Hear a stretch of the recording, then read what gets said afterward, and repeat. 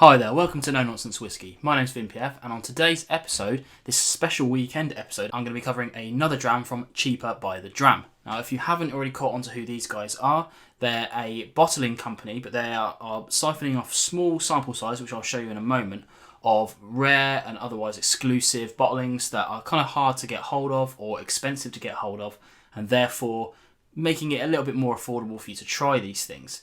In the glass today, we've got a Connoisseurs Choice, which is a Gordon MacPhail brand, and it's from the 1980s, bottled in the 1980s, distilled in 1962, which is pretty awesome. It's also a Dalwhinnie expression. I've only ever covered one Dalwhinnie on the channel, and that was the Winter's Gold. Wasn't too impressed by that. It seemed like a bit like kind of supermarket shelf fodder to me. So, I haven't really gone and reached out for the 15 just yet. We'll see how this gets on, and then I might go and try that whiskey later.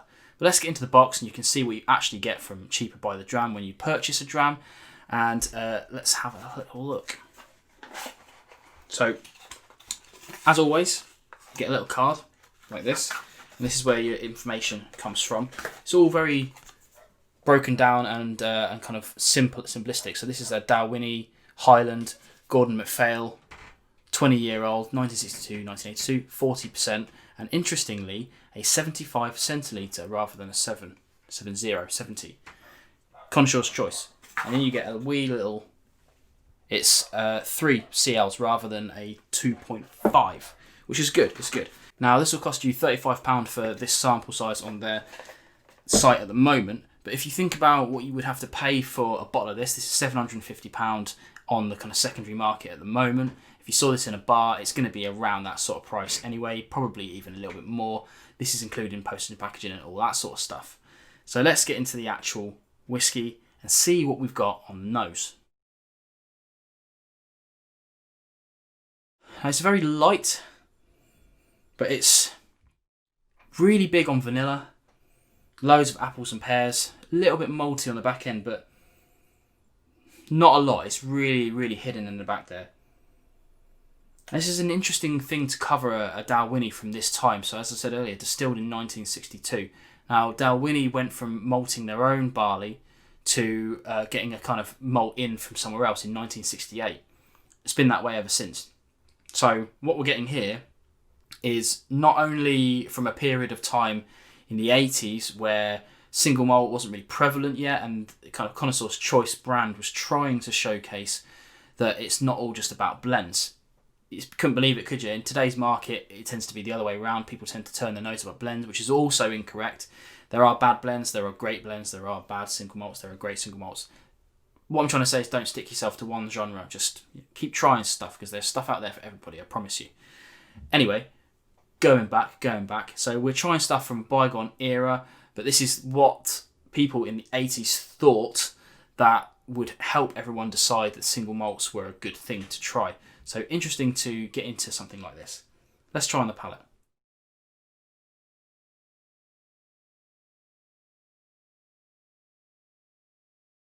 Now, as you might expect from a 40%er, fairly thin on the front end, but loads of vanilla, loads of apples.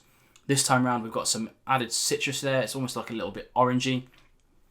The weird thing about it, on the back end, it's almost a little earthy, not like peat smoke or anything like that, but just there's some kind of herbal elements to it, which add this kind of extra dynamic that I wasn't expecting to get.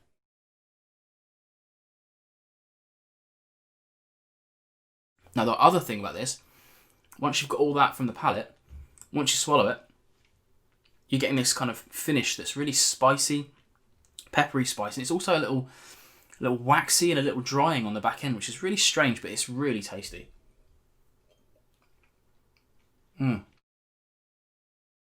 Now, trying something like this, to me anyway, as I'm not really a connoisseur, which is a funny thing, Connoisseur's Choice.